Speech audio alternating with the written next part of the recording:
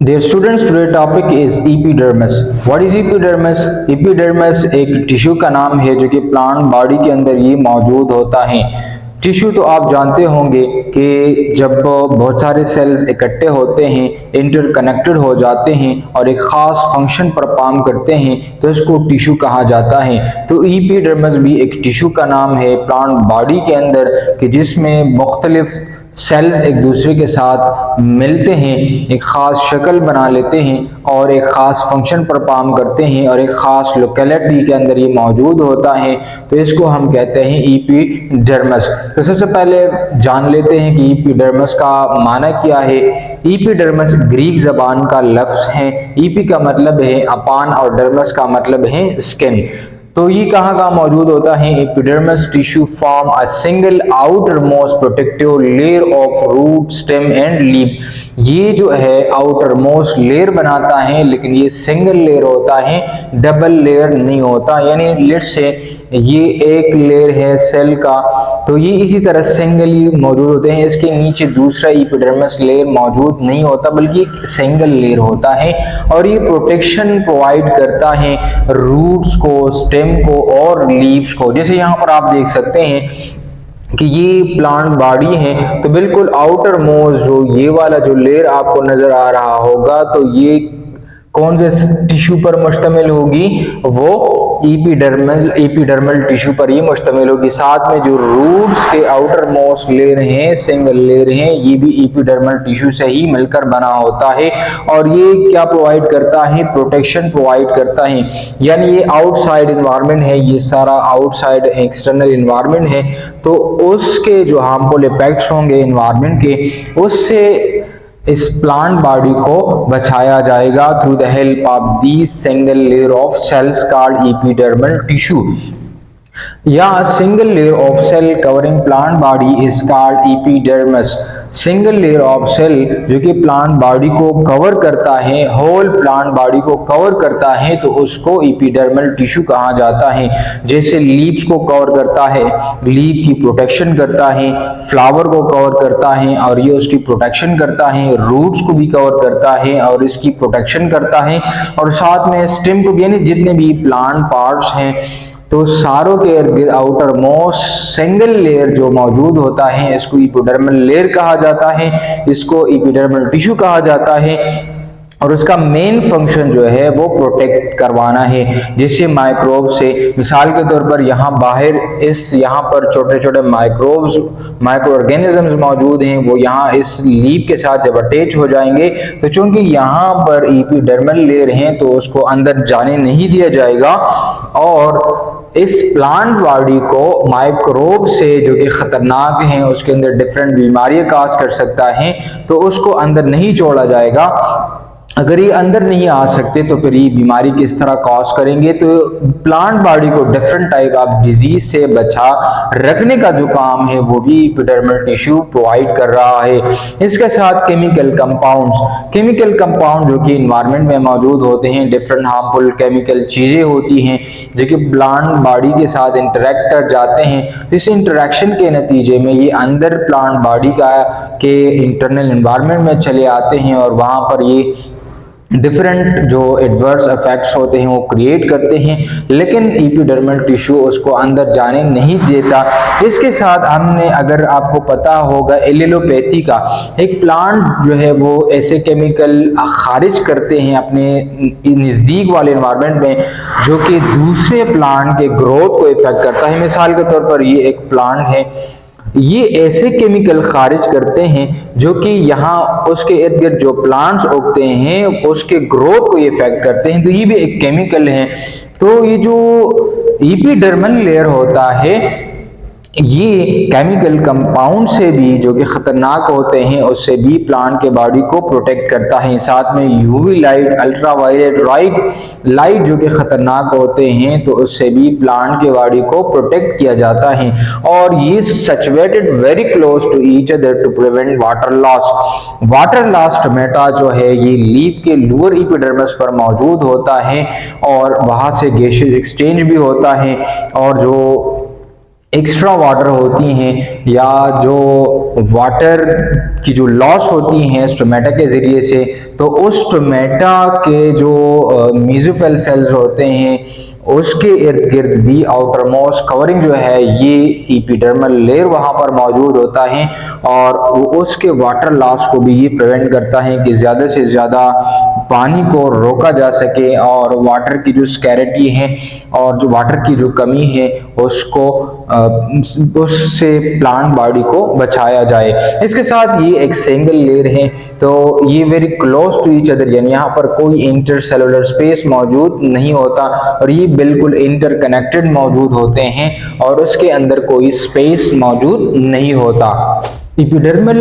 Tissue का जो cell है उसका स्ट्रक्चर कैसे हो सकता है, तो ये जो सेल है differentiation of epidermal cell occur during embryogenesis. जब एम्ब्रियोजेनेसिस हो रहा होता है सीड डेवलपिंग सीड के अंदर, तो उसी दौरान कुछ ऐसे सेल्स वजूद में आने शुरू हो जाते हैं जो ये स्पेसिफाइड कर जाते हैं, ये डिफरेंशिएट कर जाते हैं कि मैंने आगे जाकर मैंने एक खास शक्ल बनाना है, मैंने एक खास फंक्शन के लिए अपने आप को तैयार करना है और इस खास शक्ल को, इस खास जो फंक्शंस के हामिल सेल होंगे उसको एपिडर्मल सेल कहा जाएगा और ये सेल्स एक खास पैटर्न के तहत एक दूसरे के साथ कनेक्शन बनाएंगे और ये टिश्यू बनाएंगे और इस टिश्यू को हम कहेंगे एपिडर्मल टिश्यू। तो जैसे एम्ब्रियोजेनेसिस जो फर्टिलाइज ओव्यूल होते हैं जो आगे जाकर एक मैच्योर एम्ब्रियो इन प्लांट्स बनाता है, तो उसी दौरान कुछ ऐसे सेल स्पेसिफाइड कर जाते हैं जो कि आगे जाकर epidermal layer of plant body को बनाना शुरू कर देता है। मिसाल के तौर पर ये एक सेल है, सिंगल सेल है, सेल डिवीजन के नतीजे में उसे क्लम्प ऑफ सेल्स बनता जाता है एम्ब्रियोजेनेसिस के बाद और फर्टिलाइज ओव्यूल के बाद डेवलपिंग सीड के अंदर। तो उसमें कुछ ऐसे सेल, मिसाल के तौर पर ये एक सेल है जो स्पेशलाइज्ड हो जाता है, डिफरेंशिएट हो जाता है और ये एक सेल है, तो इसी तरह डिफरेंट टाइप ऑफ सेल इसमें से स्पेशलाइज्ड हो जाते हैं और वो एपिडर्मस लेयर बनाना शुरू कर देता है। Epidermis consist of different type of cell, ये डिफरेंट टाइप ऑफ सेल पर मुश्तमिल होते हैं, यानी एक खास किस्म के सेल्स नहीं होते जो कि एक किस्म के हामिल हो, लेकिन डिफरेंट टाइप्स के होते हैं जिनकी मॉर्फोलॉजी यानी शेप एक दूसरे से मुख्तलिफ होते हैं और इनके फंक्शंस भी डिफरेंट हो सकते हैं। यानी एक जो एपिडर्मस लेयर मिसाल के तौर पर फ्लावर के अंदर है तो उसका एक फंक्शन होगा, स्टेम के अंदर है तो उसका एक डिफरेंट फंक्शन होगा, रूट्स के अंदर है तो उसका एक अलग फंक्शन जो है वो होगा। तो ये उसका फंक्शन लोकेलिटी के बेस पर भी डिपेंड कर सकता है। इसके साथ साथ नो इंटरसेलुलर स्पेसेस, उसके जो सेल्स होते हैं जो कि एक दूसरे के साथ कंबाइन होते हैं, तो सेल इस तरीके से कंबाइन होते हैं कि कोई स्पेस बीच में न छोड़ा जाए बल्कि एक दूसरे के बिल्कुल करीब करीब इकट्ठे जमा होना शुरू होते हैं, तो इसीलिए उसके अंदर कोई स्पेस मौजूद नहीं होता। जैसे यहाँ पर आप देख सकते हैं ये एक सेल है, दूसरे के साथ कनेक्ट है, दूसरा तीसरे के साथ एंड सो ऑन, एक लेयर बनाया है जिसके अंदर कोई इंटरसेलुलर स्पेस मौजूद नहीं है। Cells vary in thickness and shape, अब ये जो सेल हैं ये थिकनेस में भी डिपेंड करते हैं, यानी जो एक सेल है मिसाल के तौर पर ये एक सेल है तो ये थिन हो सकता है, दूसरा जो सेल है तो ये इसी तरह थिक हो सकता है, यानी डिफरेंट टाइप ऑफ चीजों की डिपोजिशन होती है और इसी तरह ये एक थिक लेयर जो है वो अपने इर्द गिर्द बना लेता है। तो ये दोनों सेल एक दूसरे से डिफरेंट है, तो यहाँ पर हमने बात की कि उसके थिकनेस भी डिफरेंट हो सकते हैं, डिफरेंट जगहों पर डिफरेंट थिकनेस आपको प्लांट बॉडी के अंदर आपको देखने को नजर आएगी और ये साथ में शेप के लिहाज से भी डिफरेंट हो सकते हैं। जाहिरी बात है ये एक सेल है जो कि थिक वॉल पर मुश्तमिल है और ये एक सेल है जो कि थिक वॉल पर मुश्तमिल, ये थिन सेल है, सेल वॉल इसके इर्द गिर्द मौजूद है और इसके इर्द गिर्द थिक सेल वॉल मौजूद है, तो उसका जो शेप है ये इस वाले सेल से मुख्तलिफ है। तो थिकनेस के लिहाज से और शेप के लिहाज से जो सेल्स होंगे एपिडर्मल टिश्यू के तो वो एक दूसरे से मुख्तलिफ हो सकते हैं। Outer layer is usually thick, जो आउटर लेयर होता है जो कि एनवायरनमेंट को एक्सपोज होता है, जैसे यहाँ पर आप देख सकते हैं ये जो अंदरूनी वाली साइड है ये थिन है और जो आउटर लेयर है वो एक थिक लेयर उसने बनाया है। और ये क्यों थिक हो सकता है, ये वैक्सी सब्सटेंस की वजह से ये थिक हो सकता है। और ये वैक्सी सब्सटेंस जो होता है जो कि आउटर मोस्ट लेयर पर ये मौजूद होता है और इसकी वजह से जो एपिडर्मल लेयर होता है वो थिक हो जाता है और ये वाटरप्रूफ के तौर पर ये मौजूद होता है, एक थिक क्यूटिकल लेयर बनाता है, ये वाटर के लॉस को प्रिवेंट करता है। Stomata are present in epidermis, stomata जो कि स्मॉल पोर्स होते हैं और ये लीफ के लोअर वाली जो एपिडर्मिस होते हैं उस पर ये मौजूद होते हैं। मिसाल के तौर पर ये एक लीफ है, ठीक है, तो ये उसका आउट जो ऊपर वाला सरफेस है तो उस ये यहाँ पर लाइट जो है वो पड़ती है तो ये उसका अपर लेयर होगा एपिडर्मिस का, और जो लोअर यहाँ पर लोअर सरफेस पर यहाँ पर छोटे छोटे सुराख मौजूद होते हैं और इस सुराख छोटे छोटे सुराखों को हम कहते हैं स्टोमेटा। तो ये स्टोमेटा भी कहाँ पर मौजूद होते हैं, ये भी एपिडर्मिस के अंदर ये मौजूद होते हैं और ये लीव्स के अंदर मौजूद हो सकते हैं और साथ में बाज स्टेम के अंदर भी स्टोमेटा मौजूद होता है। स्टोमेटा के जरिए से गैसियस एक्सचेंज होता है, यहाँ से water in the form of water vapours निकलते हैं। तो स्टोमेटा जो है it is also present in epidermis. Epidermis cells are flat and tightly packed cells, ये प्लेट की सूरत में होते हैं, जैसे यहाँ पर आप देख सकते हैं ये एपिडर्मिस सेल्स हैं तो ये प्लेट लाइक स्ट्रक्चर बनाते हैं और ये टाइटली पैक्ड होते हैं। टाइटली पैक्ड का मतलब ये है कि ये एक दूसरे के बिल्कुल करीब करीब वजूद में आ जाते हैं और इसकी वजह से एक सेल और दूसरे सेल के बीच में जो फासला होगा वो बिल्कुल भी नहीं होगा। So therefore we can say that the cells of epidermis is tightly packed. Okay, epidermis is not same in all plant, ये तमाम प्लांट्स में सेम नहीं है, बल्कि एक प्लांट में एक जैसा है, दूसरे प्लांट में मुख्तलिफ हैं, मुख्तलिफ तरह के सेल्स के हामिल होंगे और ये मॉडिफाइड कर जाते हैं according to habitat and need कि प्लांट किस तरह हैबिटेट के अंदर है, क्या वहां पर पानी ज्यादा है, अगर पानी ज्यादा है तो उसके हिसाब से ये एपिडर्मल जो लेयर होगा उस हिसाब से प्लांट के ऊपर जो आउटर मोस्ट कवरिंग होगा उसके हिसाब से ये बनाना शुरू कर देगा। और अगर कहीं पर सन रेज बिल्कुल स्ट्राइक है, बहुत ज्यादा है, उसके बेस पर ये डिफरेंट तरह के हामिल होंगे। और अगर कहीं पर केमिकल्स वगैरह ज्यादा है, कहीं पर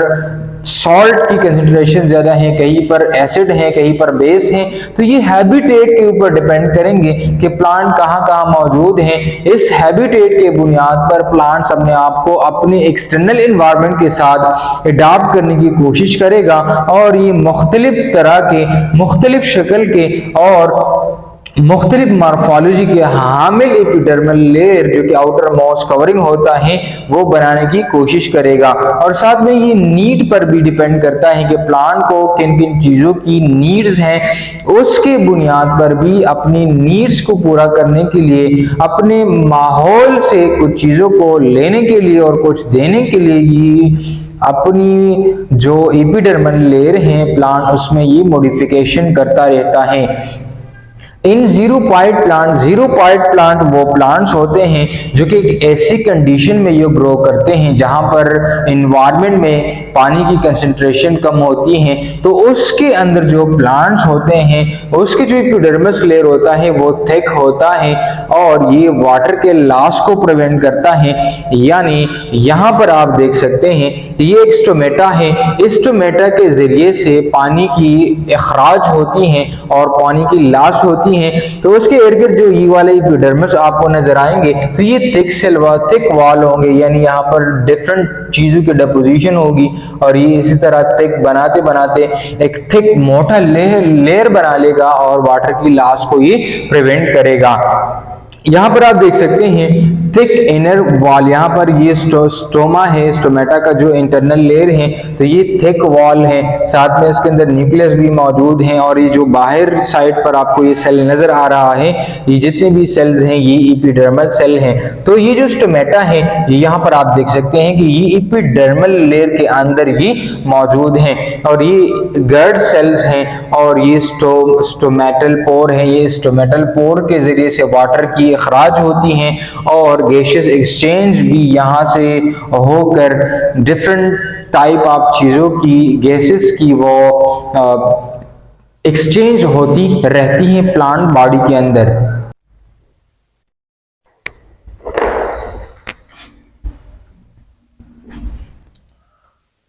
जो ओल्डर प्लांट्स होते हैं उसका जो स्टेम होता है उसमें एपिडर्मल जो है वो सेकेंडरी मेरिस्टम में रिप्लेस किया जाता है, जिसको बार कहा जाता है। और इस बार को अगर हम देखें तो उसके अंदर कोई जो है वो नो इंटरसेलुलर स्पेस, कोई यहाँ पर इंटरसेलुलर स्पेस उसके अंदर मौजूद नहीं होता। ठीक है, तो मैंने कहा कि जो ओल्डर प्लांट्स होते हैं उसमें जो एपिडर्मल लेयर होता है वो सेकेंडरी मेरिस्टम में रिप्लेस हो जाता है, और इस सेकेंडरी मेरिस्टम को हम बार कहते हैं, और इस बार के जो अरेंजमेंट होता है वो बिल्कुल टाइटली पैक्ड होते हैं, और उसमें कोई इंटरसेलुलर स्पेस वो मौजूद नहीं होता।